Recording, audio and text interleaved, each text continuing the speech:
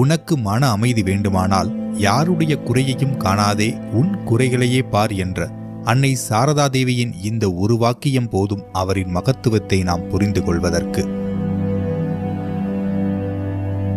நம் பாரதத்தின் மனோதரமான மகா புருஷ பரம்பரையில் வந்தவர்களில் ராமகிருஷ்ண பரமஹம்சர் முக்கியமானவர். அதி அற்புதங்களால் மக்களை கவர்ந்த மகான்களுக்கு மத்தியில் நடைமுறை வாழ்க்கைக்கு உகந்த யதார்த்த வடிவங்களின் இறை தத்துவத்தை விளக்கி காட்டியவர் ராமகிருஷ்ணர்.